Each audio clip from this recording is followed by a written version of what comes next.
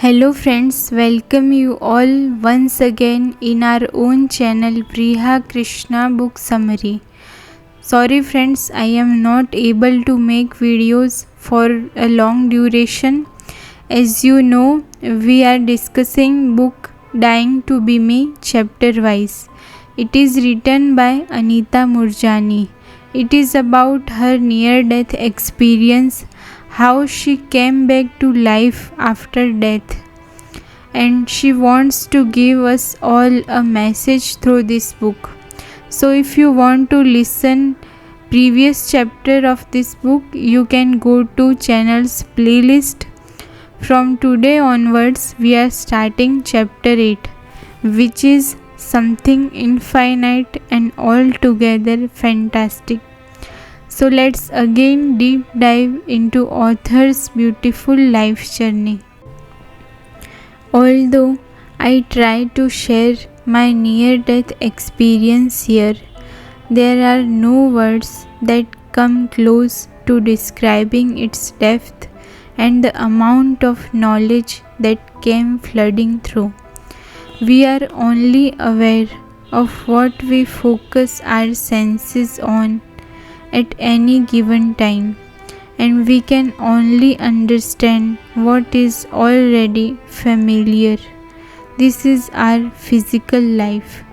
But in that realm, the vastness, complexity, depth of everything going on around you is almost overwhelming. You are actually part of something alive, infinite, and altogether fantastic.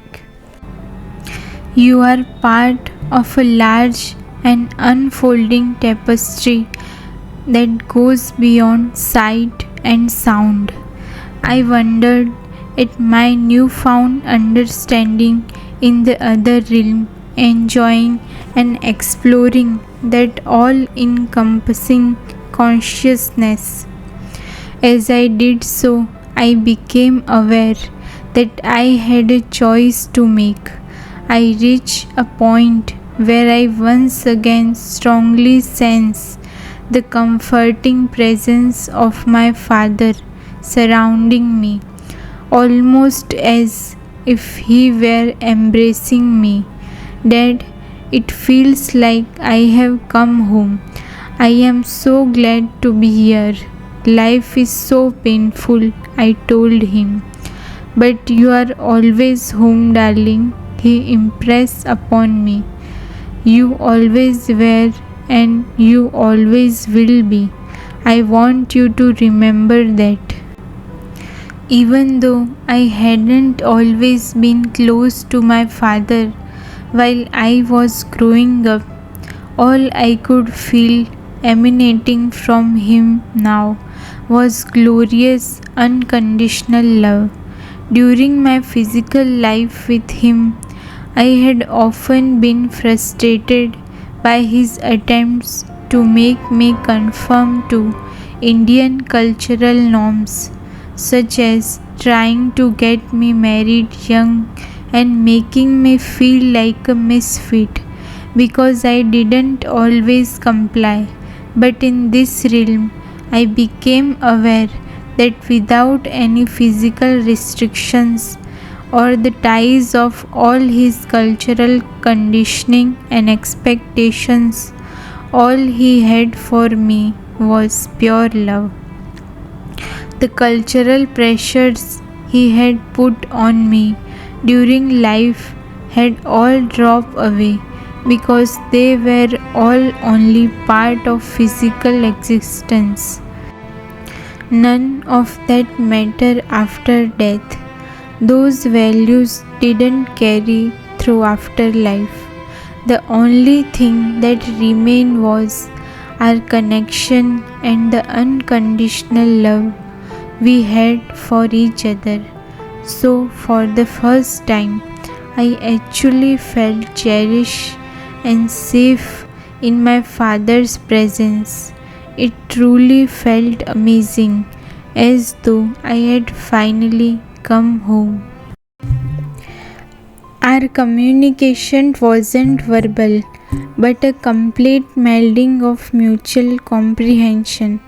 It wasn't just that I understood my father, it was as though I became him. I was aware that he had been with my entire family all through the years after he had passed. I became aware that the essence of my father was communicating with me more directly.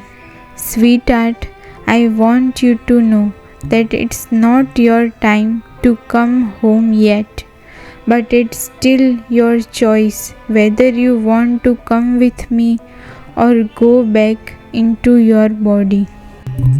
Not to mention that the state of unconditional love was just so blissful, I couldn't bear the thought of returning.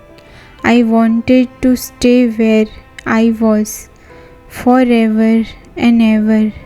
Doctors had conducted tests on the functioning of my organs, and their report had already been written.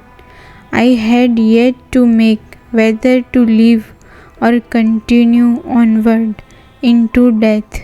If I chose death, the test result would indicate organ failure.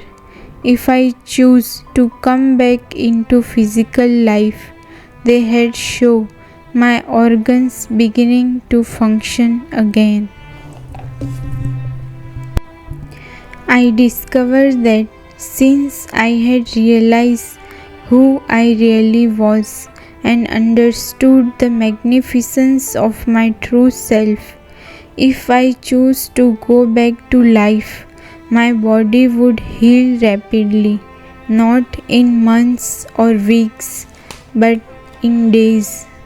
I knew that the doctors wouldn't be able to find a trace of cancer if I choose to go back into my body. It feels as though I have a purpose of some sort yet to fulfill, but what it is, I realize that all those years, all I ever had to do was be myself without judgment or feeling that I was flawed. I understood that merely by being the love who I truly am, I would heal both myself and others. If we are all one, all facets of the same whole, which is unconditional love, then of course who we are is love. I knew that was the only purpose of life, to be ourselves, live our truth and be the love that we are. As though to confirm my realization, I became aware of both my father and my friend Sony communicating to me.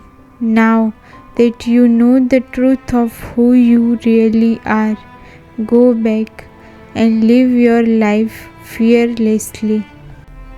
So friends, that's all for this chapter. Friends, if you find this story interesting and if you want to know what is near-death experience, how it changed author's perspective about life, and what message she wants to give us all through this book, then please do like, share, subscribe my channel.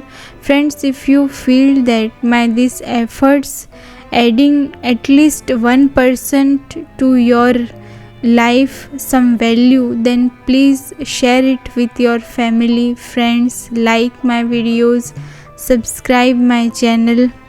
Thank you. We will meet again with next chapter. Till then, take care. Bye.